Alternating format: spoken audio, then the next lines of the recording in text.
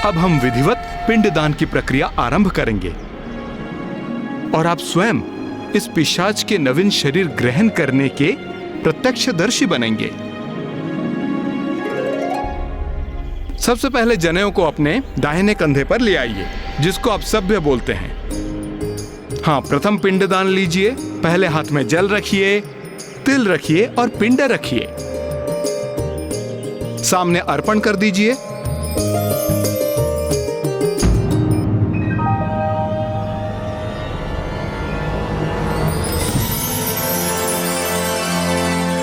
मेरा शीश।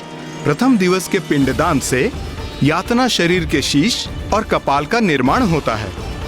द्वितीय दिवस के पिंडदान से यातना शरीर के ग्रीवा एवं कंधे उत्पन्न होते हैं।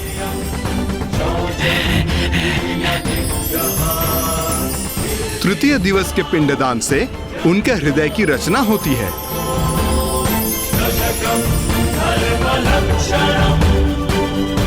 चतुर्थ दिवस के पिंडदान से उनके पेट और पृष्ठ भाग का निर्माण होता है। पंचम दिवस के श्राद्ध से नाभि का निर्माण होता है।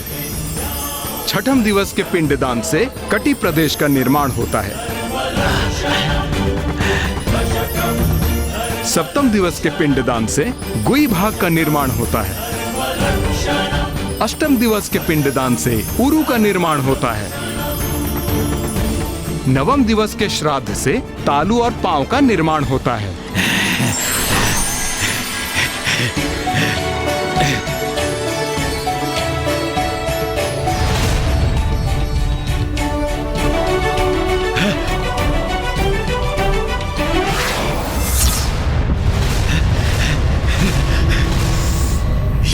ये नवीन शरीर तो मुझे स्वीकार ही नहीं कर रहा है। शरीर ना सरलता से आत्मा को छोड़ता है, ना ही स्वीकारता है। इसके लिए तो आत्मा को बार बार प्रयास करते रहना होगा।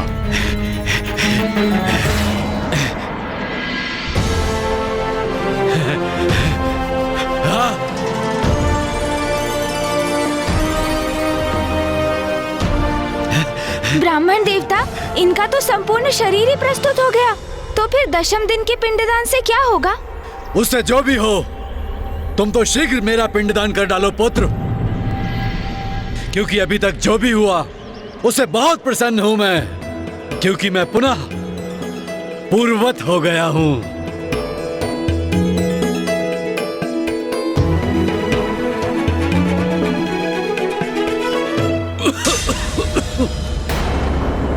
दसम दिवस के पिंडदान से उस शरीर की पूर्णता, क्षुधा और प्यास की उत्पत्ति होती है।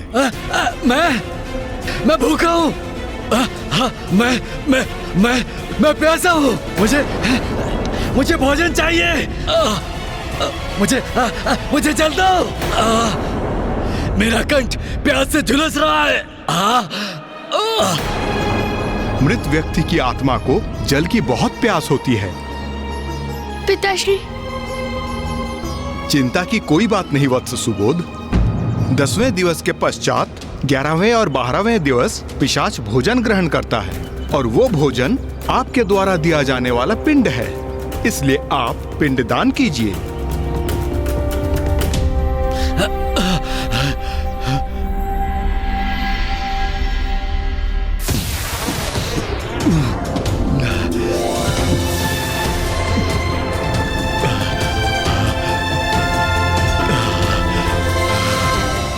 भोजन।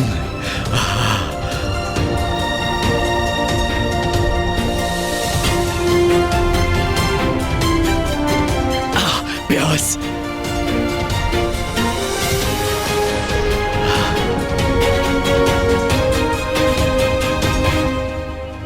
कितना प्यासा था मैं, अब तृप्त हुआ हूं मैं। वत्स सुबोध, अब आपको साहस का परिचय देना होगा। ये ब्राह्मण मेरे पुत्र को साहस रखने के लिए क्यों कह रहा है? आप ऐसा क्यों कह रहे हैं ब्राह्मण देवता? ऐसा क्या होने जा रहा है अब? वत्स सुबोध, अपने पिता को आप अंतिम बार देखने जा रहे हैं और इसके उपरांत उसकी यातना की उच्च लोकों की यात्रा प्रारंभ होगी, जो तुम्हारे पिता के लिए अत्यंत कठिन अनुभव होगा और जिसका साक्षी बनना आपको भी कष्टदायक होगा।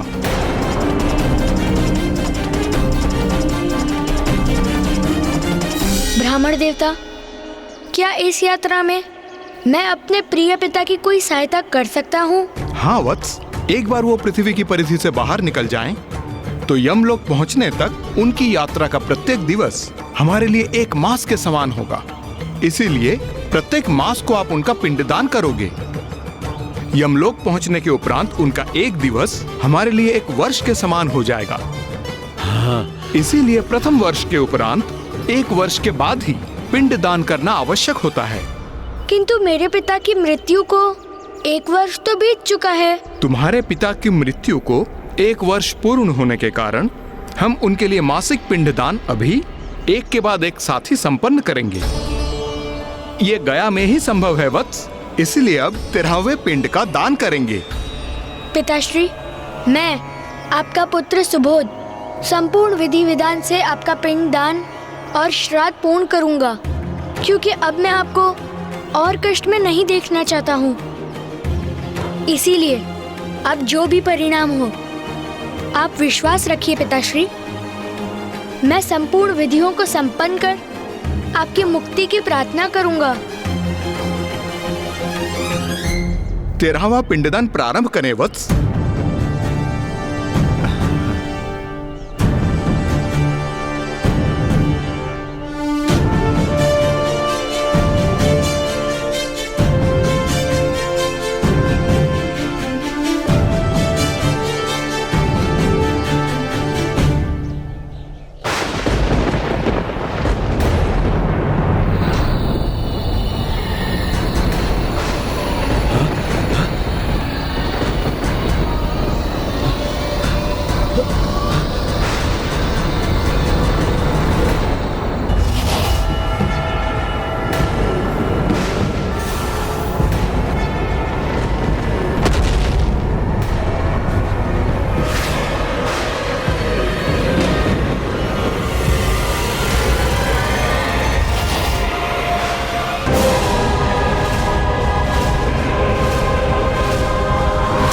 तेरहवें पिंडदान के साथ आत्मा को यमदूत बंदी बनाकर ले जाने के लिए आते हैं।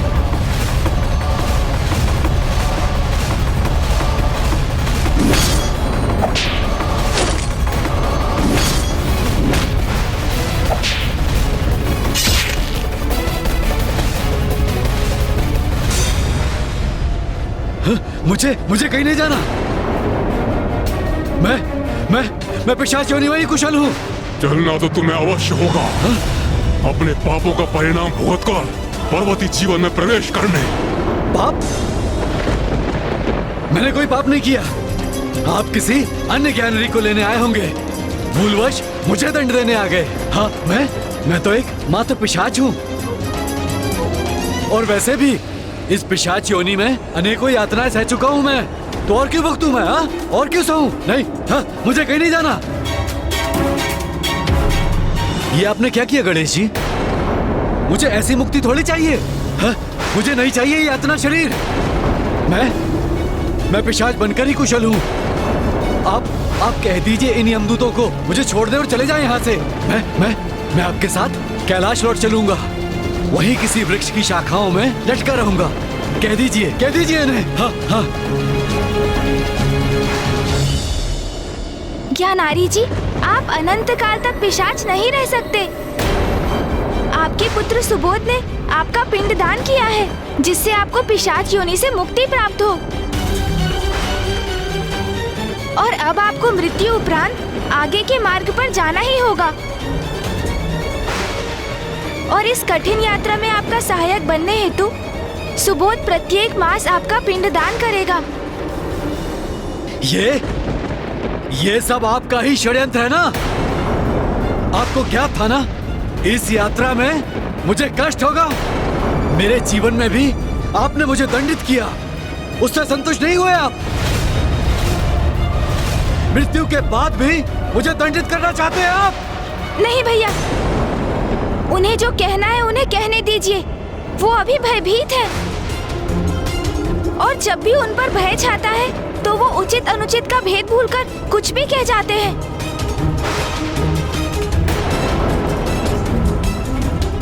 ज्ञानारी, मेरे अनुज गणेश ने मुझे शांत होने के लिए कहा है, किंतु फिर भी मैं ये बात अवश्य कहूंगा। तुम बड़े ही कृतज्ञ हो। पूर्व में तुम हमें ये कहकर सताते रहे कि तुम्हें मुक्ति प्राप्त नहीं हुई है, मुझे मुक्ति दिलवा। और अब जब हम तुम्हें मुक्ति दिलवाने के लिए तुम्हारा पिंड दान करवाने यहां लेकर आए, तो तुम कह रहे हो कि तुम्हें मुक्ति नहीं चाहिए और अपने कष्टों का दोष हम पर मढ़ रहे हो। अरे ऐसी कष्टप्रद मुक्ति किसे चाहिए? बंद करो ये अपना रोदन और विलाप। अब चलो यहाँ से। नहीं नहीं, मैं नहीं चलूंगा आपके साथ। नहीं, मैंने कोई पाप नहीं किया। मैं नहीं चलूंगा। हाँ। अच्छा, तुम ऐसे नहीं मानोगे। नहीं।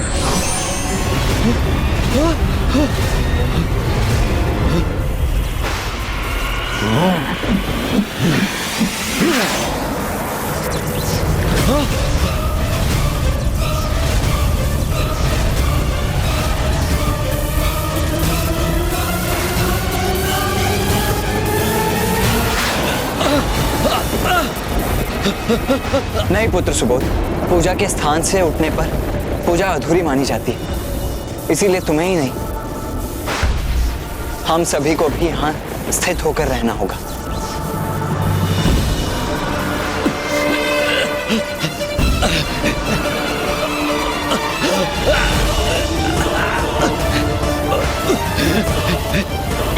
मुझे जाने दो मुझे। कोई पाप नहीं किया, कुछ नहीं किया मैंने कुछ नहीं किया। छोड़ो मुझे। असत्य कहना भी पाप होता है और अब तुम वही पाप कर रहे हो।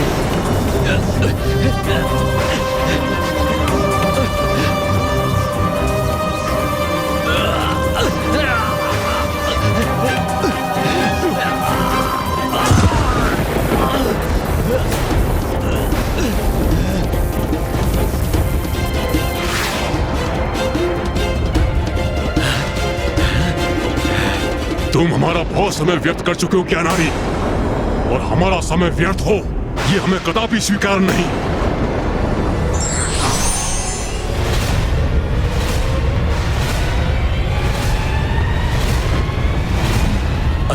अरे ये क्या कर रहे हो तुम?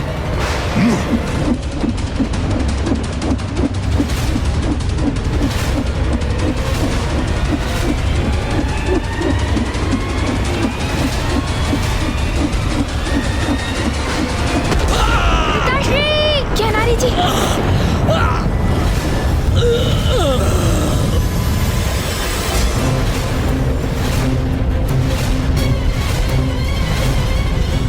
ये क्या किया आपने ज्ञानारी जी के यातना शरीर को ही चीर दिया, उनका अंत कर दिया आपने। अब उन्हें मुक्ति कैसे प्राप्त होगी?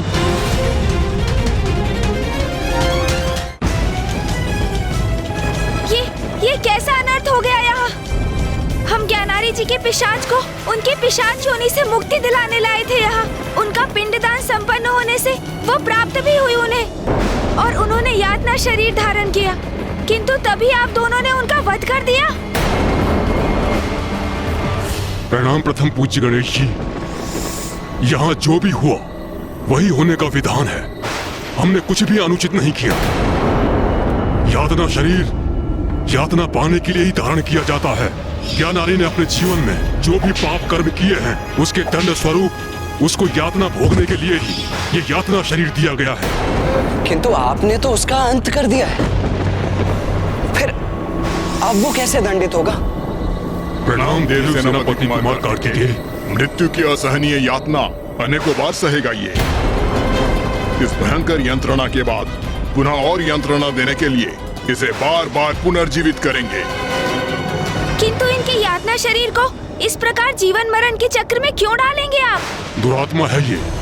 अपने जीवन में अनेकों पाप किए हैं इसने। ऐसे पापियों के पाप कर्म का यही परिणाम होता है। बार बार मृत्यु का कष्ट भोगेगा ये। जब तक अपने पापों का समुचित दंड नहीं प्राप्त कर लेता तब तक ऐसे ही अपने पापों का दंड भोगता रहेगा। ऐसी भयंकर यंत्रणा देकर इसे यमलोक लेके जाएंगे हम। इसका कण कण हाहाकार कर उठेगा।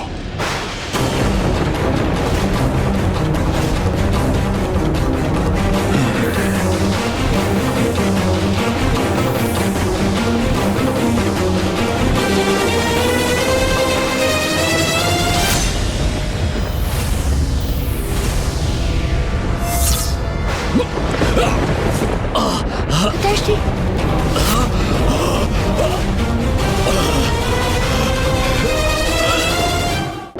अपार पीड़ा का अनुभव हो रहा है मुझे। जैसे जैसे किसी ने खड़क से मेरे वक्ष पर वार कर दिया हो, किंतु मेरे शरीर पर कोई घाव शेष क्यों नहीं? मुझे इतना कष्ट क्यों हो रहा है? नवीन प्राण अवश्य फूकेंगे इसके शरीर में, किंतु पूर्व के कष्ट निरंतर सताएंगे इसे। जैसे जैसे आगे बढ़ेगा मृत्यु भोगेगा, जीवित होगा, उसकी कल्पना मात्र से इसका हृदय कांप उठेगा। ऐसी यातनाएं सहेगा ये। इन यातनाओं का कष्ट इसका पीछा नहीं छोड़ेगा। उन कष्टों का निरंतर अनुभव करेगा ये, जो प्रत्येक यातना के बाद और बढ़ते जाएंगे। इसीलिए तो कहा जाता है कि दुराचारी हंसते हंसते पाप कर्म में लिप्त रहते हैं, अपने पाप कर्मों का विचार नहीं करते और वो ये मानने की भूल करते हैं कि ईश्वर की दृष्टि उन पर नहीं है। और जो ईश्वर के अस्तित्व को नकार जाने का दुस्साहस करते हैं, समय आने पर इतनी यातना उनको भोगनी पड़ती है कि वो रुदन करते करते थक जाते हैं, उनके अश्रु सूख जाते हैं, पर उनके कष्ट कम नहीं होते।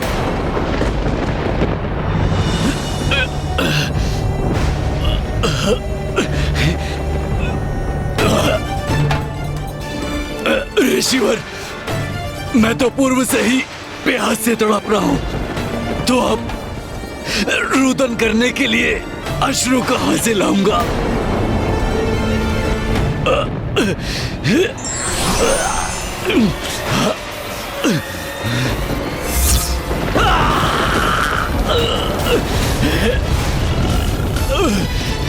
ज्ञानारी जी, अब तो आपके लिए यही एकमात्र मार्ग शेष है।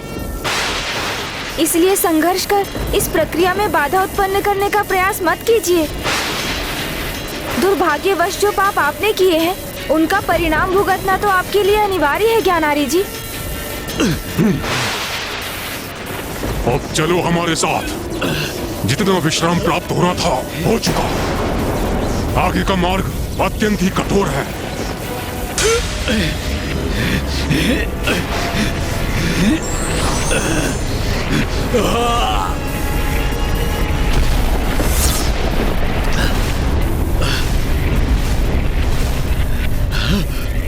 ये कैसा द्वार खुल रहा है मेरे समक्ष? चलो आगे बढ़ो। नहीं, मैं इस भयंकर द्वार में प्रवेश नहीं करना चाहता।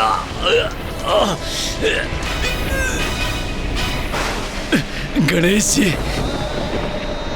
आप और कुमार कार्तिकेय मुझे यहाँ तक लेकर आए, मुझे मेरी पिशाच योनि से मुक्ति दिलाने में मेरी सहायता की। अब एक और याचना है मेरी।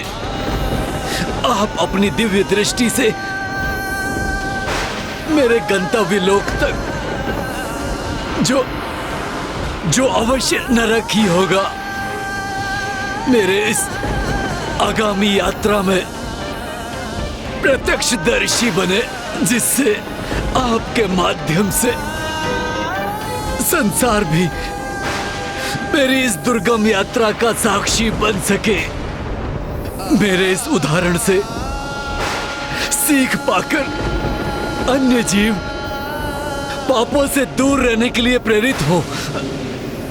और प्रभु, मेरे पुत्र को इस यात्रा का विवरण दीजिएगा। मैं अपने जीवन में उसे कुछ उचित सिखा नहीं सका, किंतु कदाचित मेरी मृत्यु के पश्चात तो उसे कुछ सिखाने में समर्थ होऊंगा। प्रभु, मैं अपने संपूर्ण जीवन में आपको भला बुरा कहता रहा, आपको क्षति पहुंचाने का प्रयास करता रहा, किंतु आपने मुझे इस पिशाच योनि से मुक्त कराकर मुझ पर उपकार किया। आप अत्यंत दयालु हैं प्रभु, सभी देवताओं से भिन्न हैं, इसीलिए तो आप अग्रणी हैं, प्रथम पूजनीय है प्रभु, प्रथम पूजनीय। मैं आपकी पीड़ा समझ सकता हूँ, इसलिए जो हुआ सो हुआ। अब आप दंड सहकर अपने पापों का प्रायश्चित कीजिए और स्मरण रखिए, निराशा के गहन अंधकार का अंत आशा की प्रकाश की किरण से अवश्य होता है।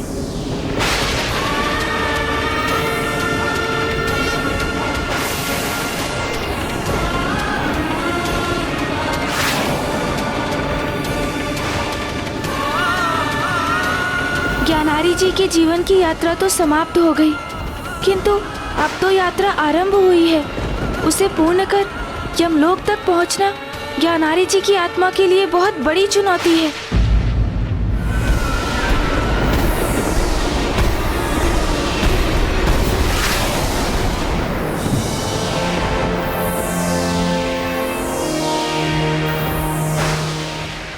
अब हमें आज्ञा दीजिए गणेश जी और कार्तिकेय जी, हमें ज्ञानारी को आगे लेकर जाना है।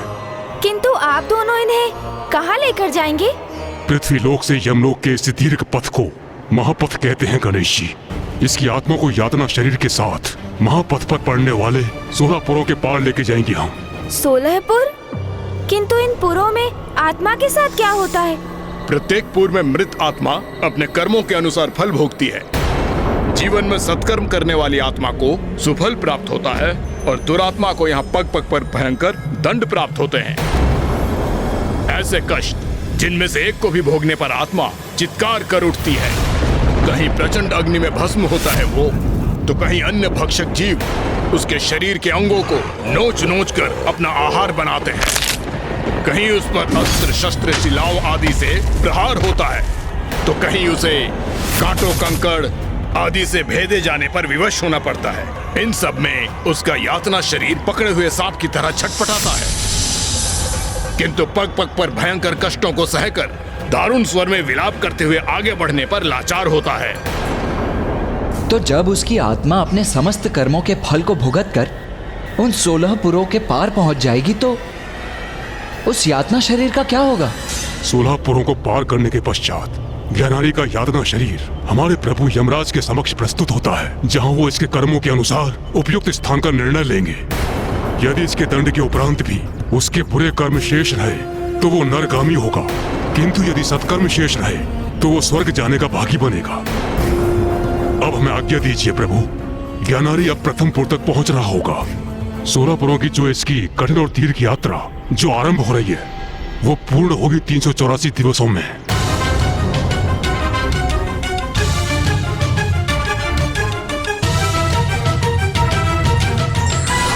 384 दिवस? इतनी दीर्घ यात्रा? किंतु मैंने तो माँ को वचन दिया था कि मैं शीघ्र अतिशीघ्र लौटूंगा। भैया, आपको तो ज्ञात ही है।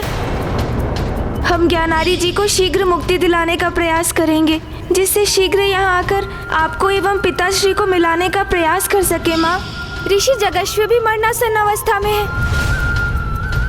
माँ अकेली है।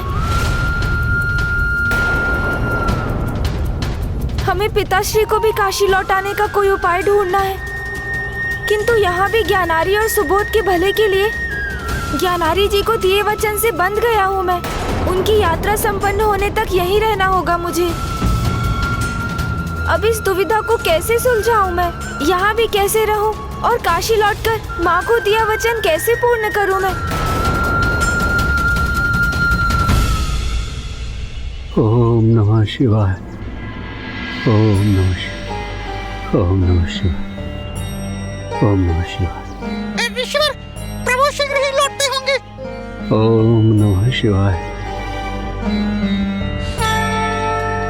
स्वामी, पुत्र गणेश और कार्तिकेय शीघ्र यहाँ लौटेंगे और फिर वो आपके अंश को यहाँ मुझ तक लाने का कोई उपाय अवश्य ढूंढ लेंगे।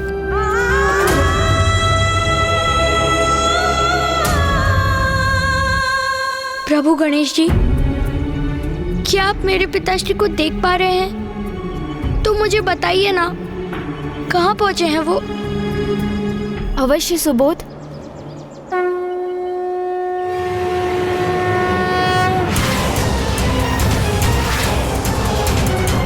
हाँ वत्स सुबोध, मैं अपनी दिव्य दृष्टि से ज्ञानारी जी को देख पा रहा हूँ। वो एक अनंत अंधकार की गहराई में गिरते चले जा रहे हैं। नहीं नहीं नहीं! क्या हुआ गणेश? अब क्या देखा तुमने?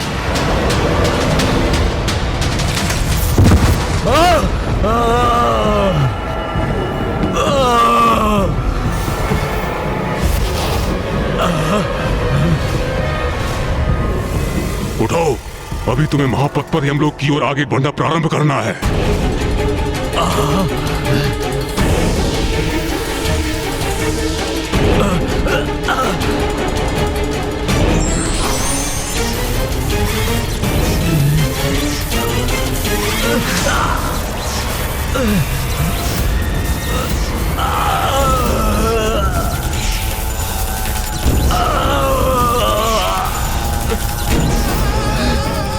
छोड़ दो मुझे, छोड़ दो, क्षमा करो मुझे, इतनी भीषण पीड़ा नहीं सह सकता मैं। छोड़ दो, दया करो मुझ पर, दया करो, छोड़ दो, हाँ छोड़ो, छोड़ दो मुझे, छोड़ो, छोड़ो। अब यमदूत ज्ञानारी जी को अपने पाश में बांधकर कांटों, बांबियों और कंकड़ से भरे मार्ग पर घसीटते हुए ले जा रहे हैं। पुत्र सुबोध, अब आपके पिता एक नदी के तट पर पहुंचेंगे।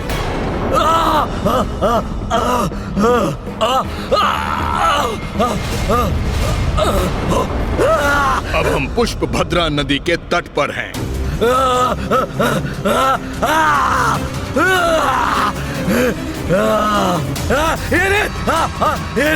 अग्नि की समान ताप है इसका। इसके प्रचंड ताप से झुलस रहा हूं मैं।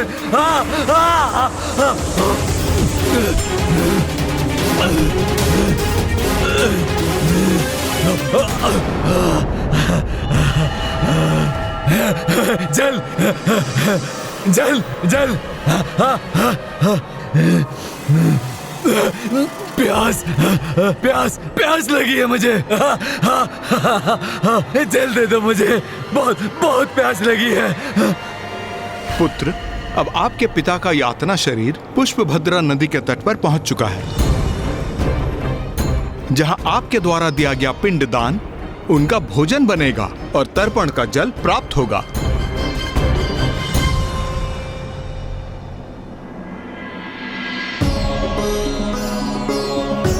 इदं पिंडम ते मया दीयन्ते तो प्रतिष्ठन्ताम्।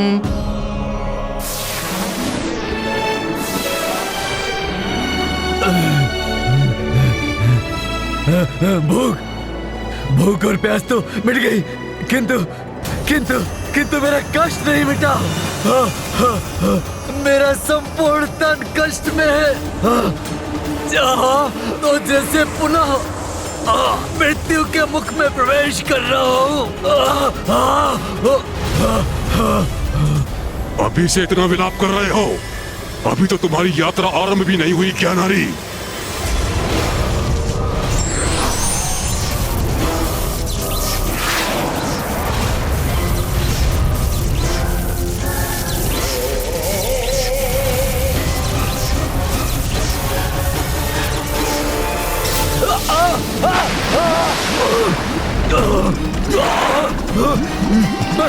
मैं डूब रहा हूँ।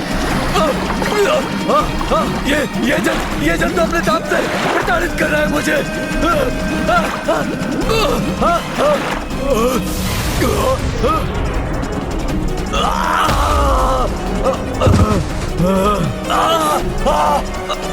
कष्ट तो बढ़ते जा रहे हैं।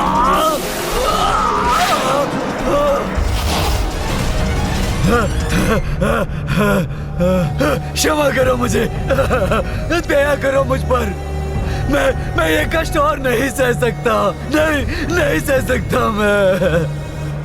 ये यमपुर है, महापथ पर पड़ने वाला पहला पुर, जहाँ उन आत्माओं को दंड दिया जाता है जिन्होंने अपने जीवन काल में अपने माता पिता का अपमान किया हो। नहीं, नहीं, नहीं, मैंने अपने माता पिता का कभी अपमान नहीं किया था, कभी नहीं किया था। हमने तो सम्मान किया है, सम्मान, कभी कभी अपमान नहीं किया। ज्ञानारी जी, यमदूतों से असत्य वचन कहना व्यर्थ है। उनसे आपका कोई सत्य छिपा नहीं। क्या हुआ प्रभु गणेशी? मेरे पिता कुशल तो है ना? नहीं वत्स सुबोध, अब वो याम्यपुर पहुंच गए हैं, जहां उन्हें अपने एक पाप का भीषण दंड प्राप्त होगा।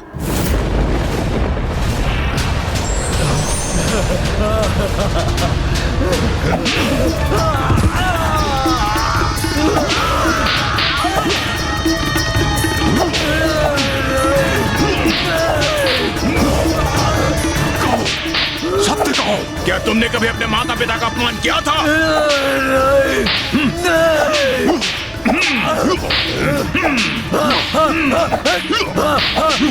किया था। बहुत बुरा पुत्र था मैं। जब बाल्यावस्था में था, अपने पिता का अपमान और तिरस्कार करने का अपराध किया था मैंने। मुझसे भूल हो गई, मुझे क्षमा करो मुझे। और कोई अपराध और कोई पाप नहीं किया मैंने। तो क्या आप दोनों मुझे यमराज के समक्ष प्रस्तुत करेंगे?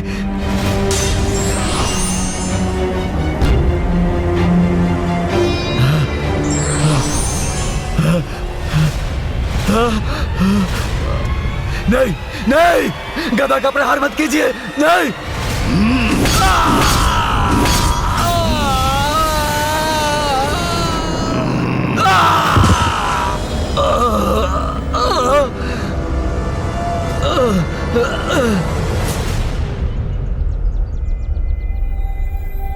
गणेश, अब क्या अपनी दिव्य दृष्टि से तुम कुछ देख पा रहे हो?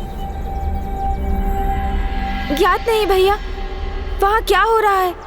वहाँ तो सर्वत्र अंधकार छाया है। मुझे कुछ दिखाई नहीं दे रहा है भैया वहाँ। ऐसे अंधकार का अर्थ तो ये है कि वो शौर्यपुर पहुंच चुके हैं। ऋषिवर, वहाँ आत्माओं के साथ क्या होता है?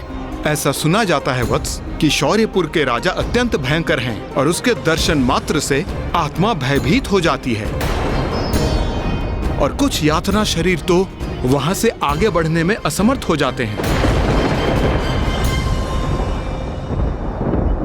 ये कहाँ आ गया मैं? यहाँ तो सर्वत्र अंधकार ही अंधकार है।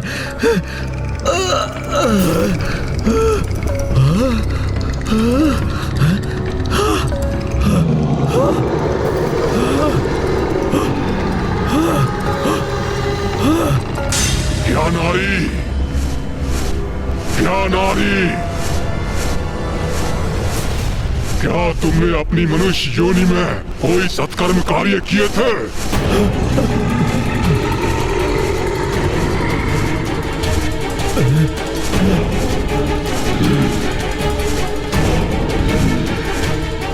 हत्या का महापाप किया है तुमने। धर्म कर्म में लीन ऋषि मुनियों की हत्या की है तुमने। शौर्यपुरी में अब तुम्हारे इस महा अपराध का दंड प्राप्त होगा। तुम्हें तो अब मेरी भीषण अग्नि का प्रकोप सहना पड़ेगा।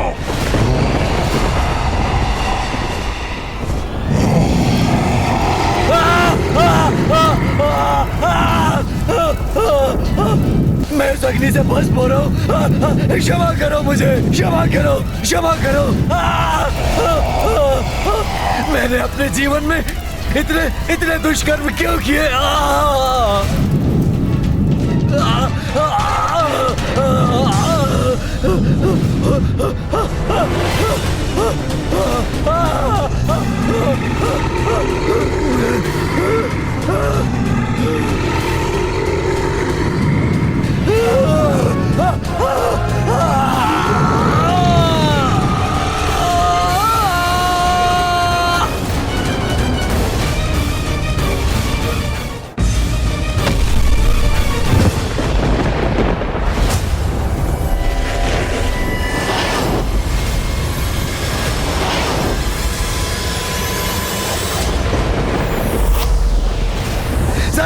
सहायता सहायता, हाँ, मैं भस्म हो रहा हूँ, मैं भस्म हो रहा हूँ, इस अग्नि से भस्म हो रहा हूँ मैं। हाँ, हाँ, शांत करो इस अग्नि को।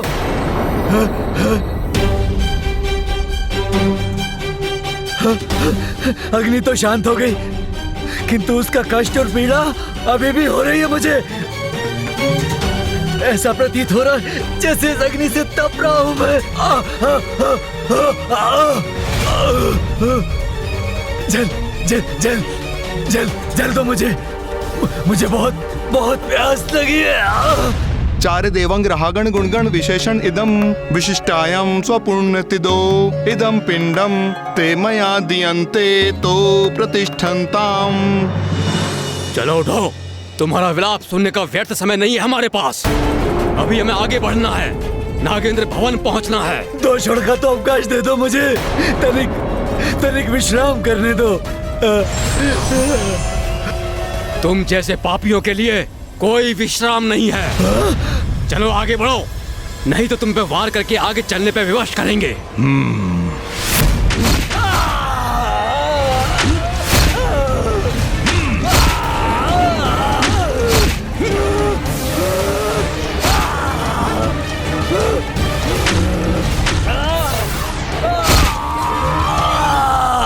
तृतीयपुर नगेंद्र भवन पहुंच गए हैं, जहां ज्ञानारी जी को अपने जीवन काल में कोई भी यज्ञ ना करने का दंड प्राप्त हो रहा है।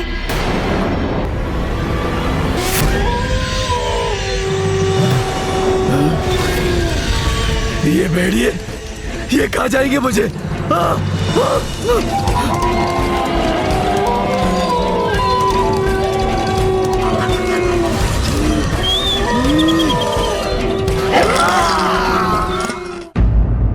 अब वो चतुर्थपुर गंधर्व नगर पहुंच गए हैं, जहां ज्ञानारी जी ईश्वर की पूजा में अवरोध उत्पन्न करने के लिए दंडित हो रहे हैं।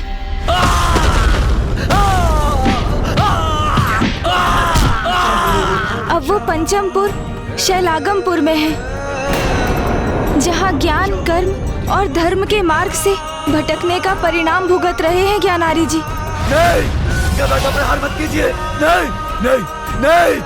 वो षष्ठमपुर क्रोंचपुर में है, जहां अपने ही पुत्र एवं अपने राज्य के अन्य बालकों को प्रताड़ित करने के दंड स्वरूप ज्ञानारी जी पर भीषण गदा प्रहार हो रहा है।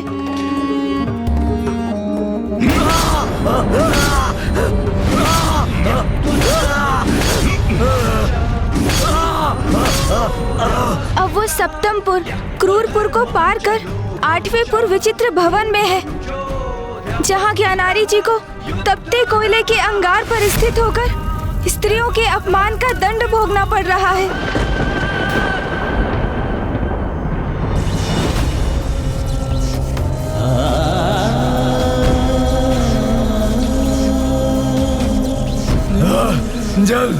जल दो मुझे, भोजन दो मुझे।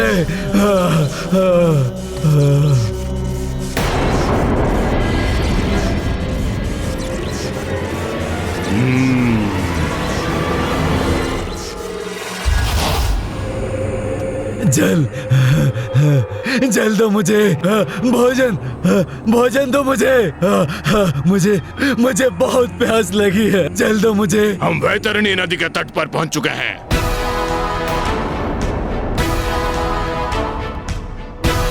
हमें इस नदी को पार करना है।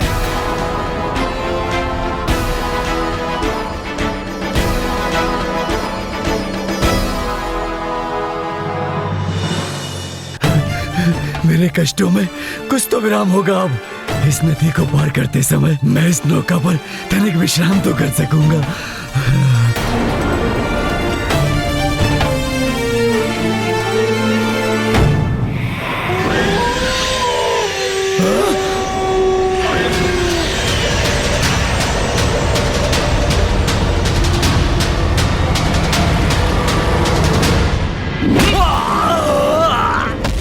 तुम इस नौका पर आरूढ़ नहीं कर सकते। उसके लिए तुम्हें अपने जीवन में कुछ पुण्य करने चाहिए थे। कहो, तुमने कभी कोई पुण्य किया था?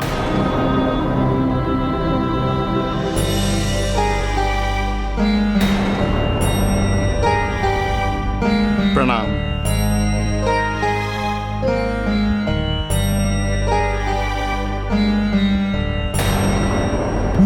मेरे साथ ऐसा अन्याय क्यों? हाँ? इस ब्राह्मण को नौका में लेकर जा रहे हो, मुझे क्यों नहीं? हाँ? वैतरणी नदी को सुगमता से वही पार कर सकते हैं जिन्होंने अपने जीवन में सत्कर्म किए हैं। मात्र वही नौका से वैतरणी को पार कर सकते हैं। ऐसी आत्मा को स्वयं गौ माता वैतरणी पार करने के लिए प्रकट होती हैं और उसका यातना शरीर उसी दिव्य गौ की पूंछ पकड़कर सुगमता से वैतरणी नदी के उस पार पहुंच जाता है।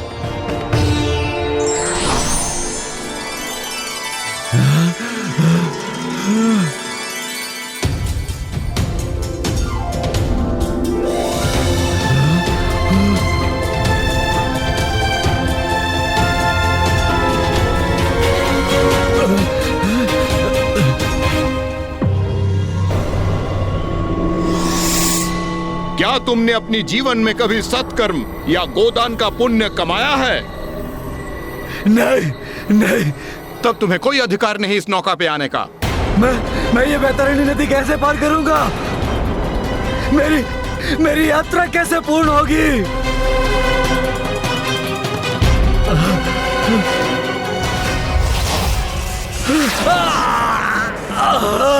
वैतरणी नदी तो तुम्हें पार करनी होगी, किंतु नौका पर नहीं।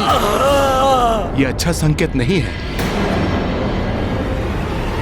किंतु क्यों ब्राह्मण देवता? क्योंकि अब यहाँ से वैतरणी नदी प्रारंभ हो गई और यह वैतरणी नदी तो मांस मदिरा का आहार करने वाले जीव जंतुओं से भरी पड़ी है। अपनी यात्रा को आगे बढ़ाने के लिए ज्ञानारी को वैतरणी नदी तो पार करनी ही होगी।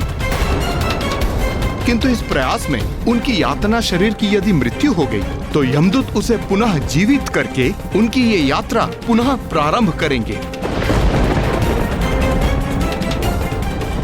ज्ञानारी जी को बिना प्राण खोए एक ही प्रयास में वैतरणी नदी को पार करना होगा, अन्यथा यमदूत उन्हें बार बार जीवित करते रहेंगे और ज्ञानारी जी को आरंभ से पुनः अपनी यात्रा आरंभ करनी होगी।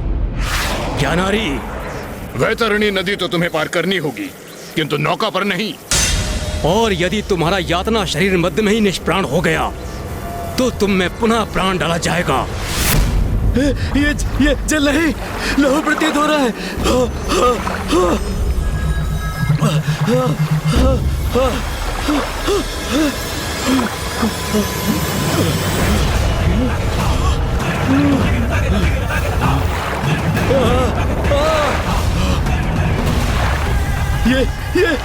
ये क्या बड़ा चला रहा है मेरी ओर? ये किसकी वजह है?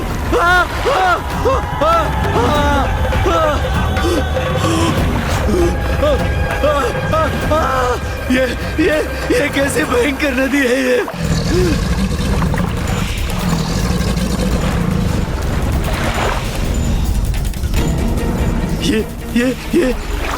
ये किसके नेत्र घूर रहे हैं मुझे, जैसे मुझ पर घात लगा रहे हो।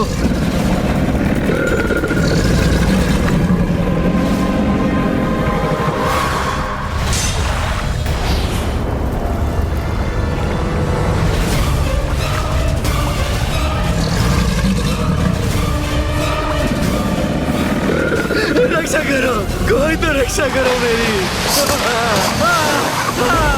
वैतरणी सरलता से वही पार करता है जो अपने जीवन में सत्कर्मों के साथ गौदान भी करे। दुरात्माओं को तो यहाँ गौदान का भी कोई लाभ नहीं होता। उन्हें तो अपने पापों के भीषण दंड भुगतने ही पड़ते हैं यहाँ। इसलिए मनुष्य को अपने जीवन में धर्म से नहीं भटकना चाहिए।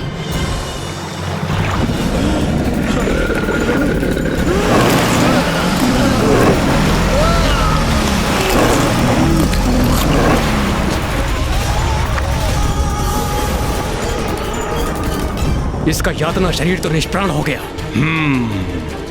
इसे पुनः प्राण देंगे, तभी तो ये जीवित अवस्था में कष्ट भोगते भोगते वैतरणी पार कर पाएगा।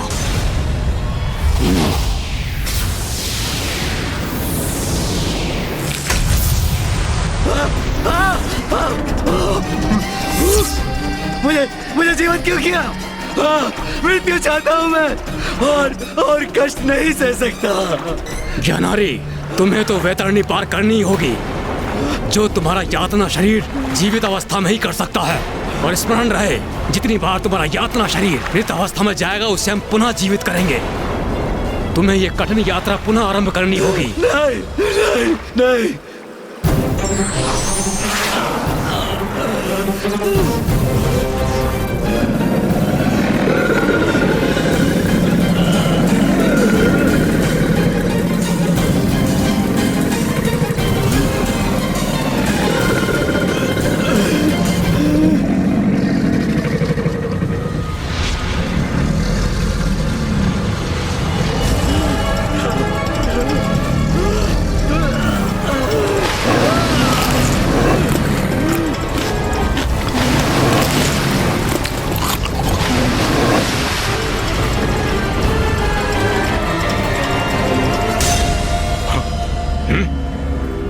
ये ज्ञानारी कहाँ चला गया? प्रतीत होता है ज्ञानारी का यातना शरीर यातना सहते सहते निष्प्राण हो गया, किंतु उसे पुनः अपनी कठिन यात्रा आरंभ करनी होगी।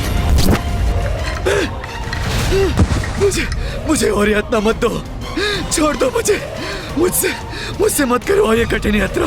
तो अंततः इसने वैतरणी पार कर ही ली। अपने जीवन में मैंने अच्छे कर्म किए होते तो ऐसी दुर्दशा ना होती मेरी।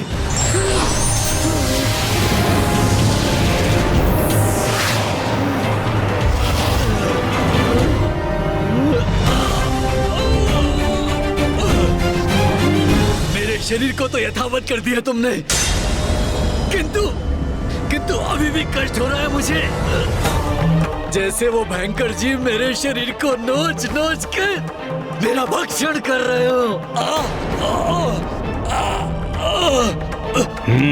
मुझे बहुत प्यास लगी है।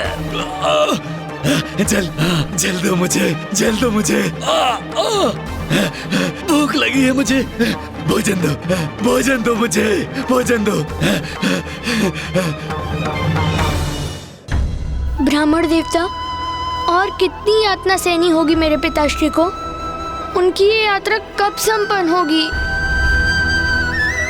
वत्स सुबोध, तुमने तो अभी 8वें माह का ही पिंडदान किया है, और इस यात्रा की अवधि तो 1 वर्ष की होती है ना।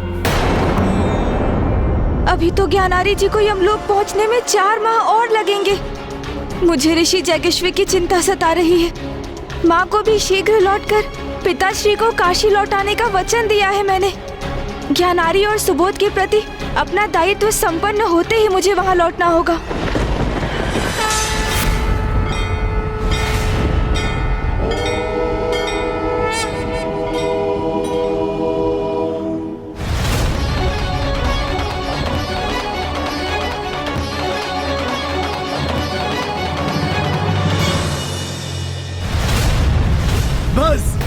बस, और नहीं, मैं और नहीं कर सकता, बस।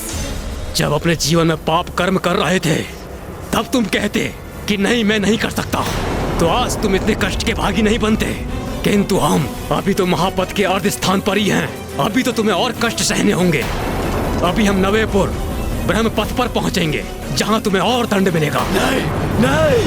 अपनी प्रजा को आतंकित करने का, अपनी शक्ति से उन्हें अपने समक्ष झुकने को विवश करने का दंड देने हेतु यमदूत ज्ञानारी जी पर परित प्रहार कर रहे हैं।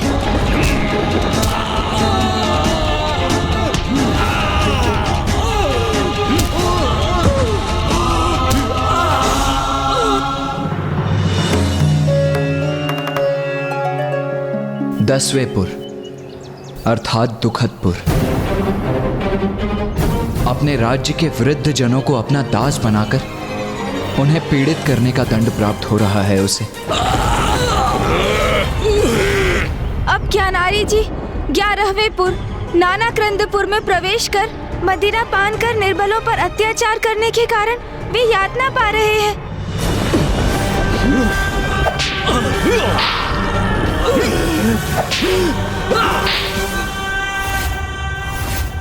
12वें पुर अर्थात सुप्त भवनपुर में ज्ञानारी को अपने राज्य में स्थित भगवान के मंदिरों और उनके श्री विग्रह नष्ट करने के पाप का कठोर दंड प्राप्त हो रहा है। 13वें और 14वें पुर रौद्रनगर और पर्योवर्षण में ज्ञानारी जी को स्वयं को ईश्वर घोषित करने का दंड दिया जा रहा है।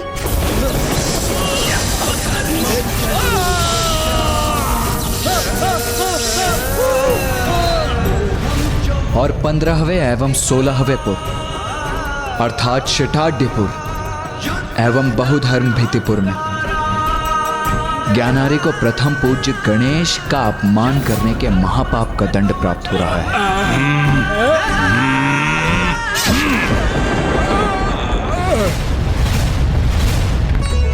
अदपूर्वचारित दिवंग ग्रहागण गुणगण विशेषण इदम विशिष्टायाम स्वपुण्यतिदो इदम पिंडम ते मया दियन्ते तो प्रतिष्ठन्ताम।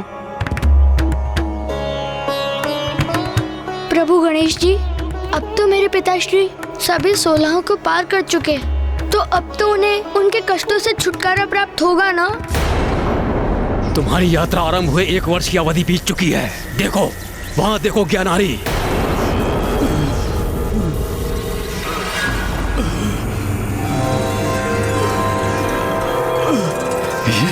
ये सीढ़ियां मुझे यमलोक में स्थित यमराज तक ले जाएंगी। ज्ञानारी, अब हम यमलोक के बहुत निकट पहुंच चुके हैं। अब तुम्हें तीव्र से ये सीढ़ियां चढ़कर यमराज तक पहुंचना होगा। किंतु यदि तुमने ये सीढ़ियां चढ़ते हुए अपना संतुलन खोया तो तुम नीचे गिर जाओगे और तुम्हें पुनः ये सीढ़ियां चढ़नी पड़ेगी। ज्ञानारी जी अब अपनी यात्रा के अंतिम पड़ाव पर हैं। एक बार ज्ञानारी यमलोक पहुंच जाए तो यमराज को ज्ञात हो जाएगा कि वो अपने समस्त पापों का दंड भुगत चुका है और तब वो उसके साथ उचित न्याय करेंगे, है ना? हाँ कुमार कार्तिकेय, गणेश जी, ये सत्य है कि ज्ञानारी इन 16 पुरों की यात्रा में अपने अनेक पापों का दंड प्राप्त कर चुका है, किंतु उसकी यात्रा का ये अंतिम पड़ाव सबसे कठिन और चुनौतीपूर्ण होगा। किंतु ऐसा क्यों ब्राह्मण देवता? यमलोक की सीढ़ियों पर ज्ञानारी की सबसे कठिन परीक्षा होगी कि ये जो प्रायश्चित कर रहा है वो वास्तव में कर रहा है या कष्टों को कम करने के लिए दिखावा मात्र कर रहा है। यदि उसका प्रायश्चित सत्य है तो सीढ़ियां चढ़कर आगे बढ़ सकेगा, अन्यथा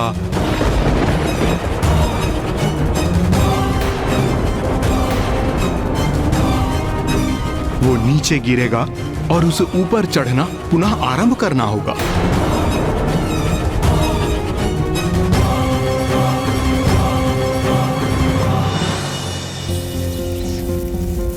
इतनी यातना सहने के पश्चात सीढ़ियां चढ़ना सरल प्रतीत हो रहा है। अब तुम्हें पाश से बांधने की आवश्यकता नहीं है। वैसे भी यहाँ से तुम कहाँ भागोगे? तो बताओ ज्ञानारी, क्या अपने जीवन में किए गए पाप कर्मों का पश्चाताप है तुम्हें? हाँ है, पश्चाताप भी है, ग्लानि भी है अपने अपने सभी पापों को लेकर। अब मैं ऊपर चढ़ूं?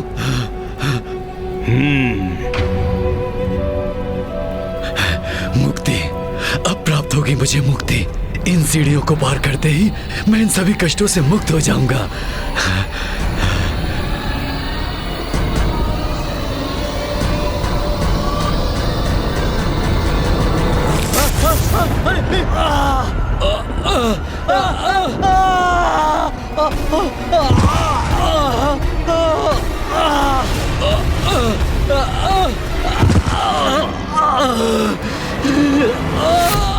ज्ञानारी जी संतुलन खोकर नीचे गिर गए। अंततः हुआ वही जो ब्राह्मण देवता जगराव जी ने कहा। जब तक ज्ञानारी सच्चे हृदय से पश्चाताप नहीं करता वो सीढ़ियां चढ़कर यमराज तक कदापि नहीं पहुंचेगा। क्या हुआ ज्ञानारी? तुमने अपना संतुलन खो दिया, नीचे गिर गए।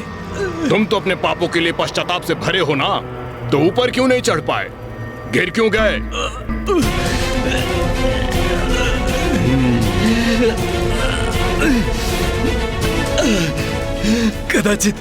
कदाचित मैं बहुत तीव्र गति से ऊपर चढ़ने का प्रयास कर रहा था। इस बार संभल कर धीमी गति से ऊपर चढ़ूंगा।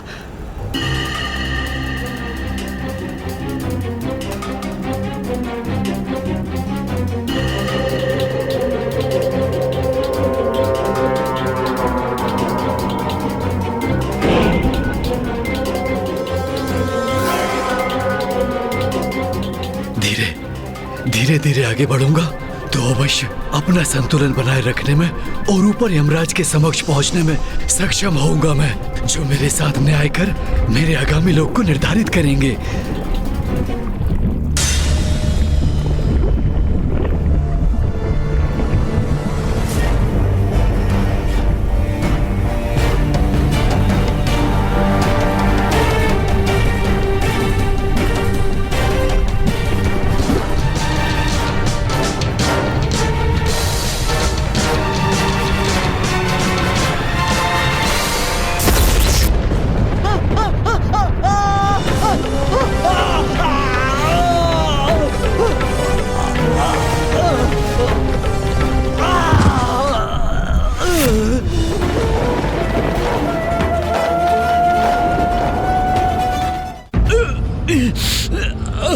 अरे तुम तो फिर गिर गए।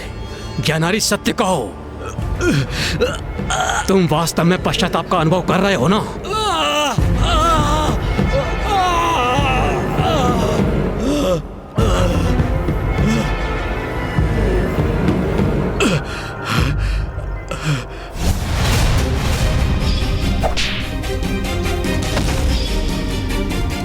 मैंने गणेश जी के नाम का जाप आरंभ किया है। आप मेरा सुझाव माने तो आप भी मेरे साथ गणेश जी के नाम का जाप आरंभ कीजिए। बहुत सुंदर और मधुर है उनके नाम का जाप। ओम गण गणपते नमः।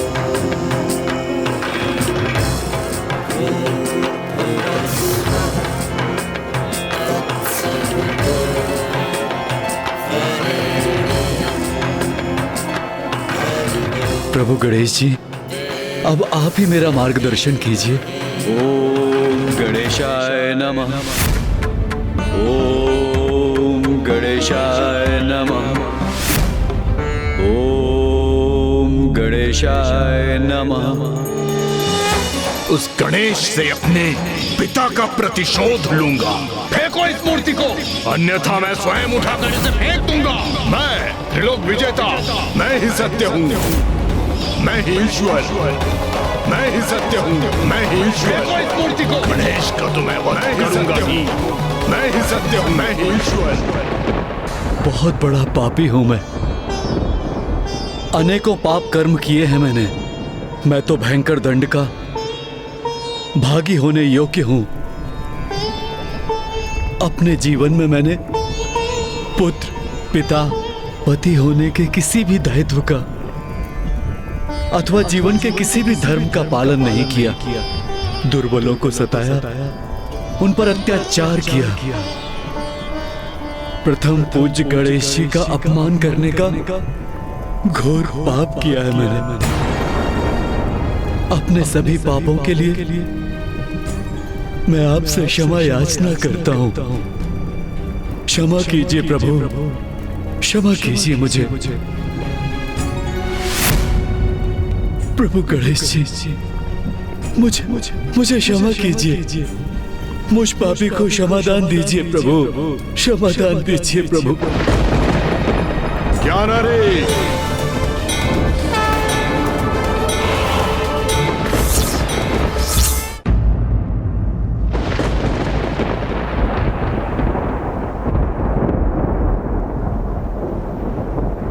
प्रणाम यमराज। ज्ञानारे, तुम्हारे पुत्र सुबोध ने विधिवत रूप से तुम्हारा श्राद्ध और पिंडदान संपन्न किया है। तुम्हारे पापों के लिए यमलोक मार्ग सोलापुर में तुम्हें उसका दंड भी प्राप्त हुआ है। अब मुझे ही निर्णय लेना होगा कि मैं तुम्हें कहां भेजूं।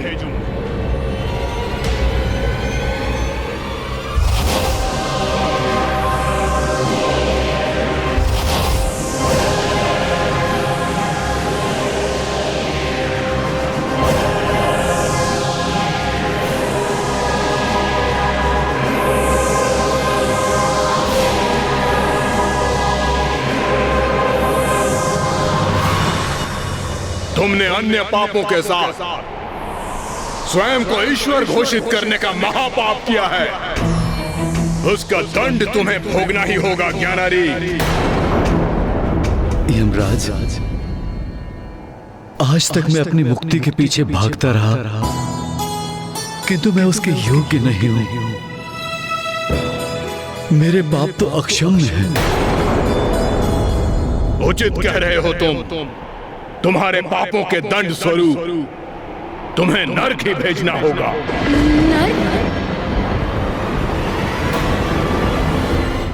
धन्यवाद, धन्यवाद यमराज, धन्यवाद।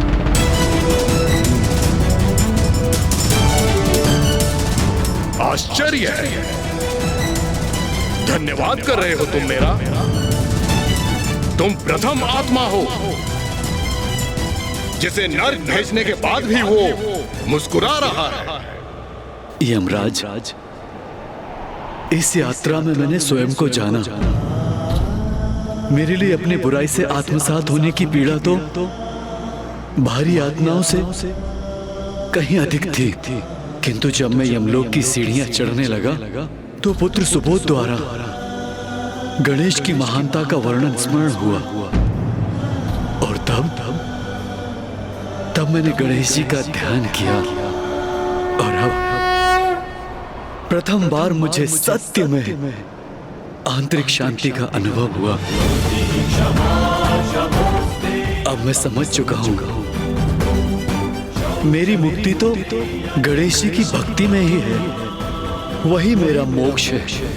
इसलिए मैं आपका आभारी हूं कि आप मुझे नरक भेज रहे हैं, क्योंकि कष्ट और वेदना का अनुभव किए बिना मैं प्रथम पूज्य गणेश जी की शरण में नहीं आता। और अब नरक की यातना को भोगते हुए मैं अनंत काल तक गणेश जी का नाम ही जपता रहूंगा। प्रभु गणेश जी, अब मैं समझा मेरे पिताश्री नर्क जाने में इतने प्रसन्न क्यों हैं। क्योंकि उन्हें अब जितना कष्ट होगा वो उतना ही आपकी भक्ति में लीन होते जाएंगे। अंततः मेरे पिता को आपकी भक्ति के आनंद का आभास हो ही गया।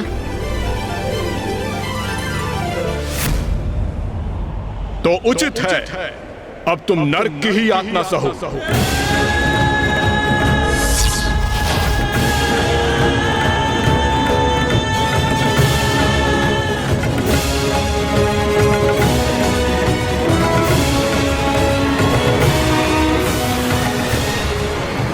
रुक जाओ ज्ञानारी, रुक जाओ ज्ञानारी, रुक जाओ।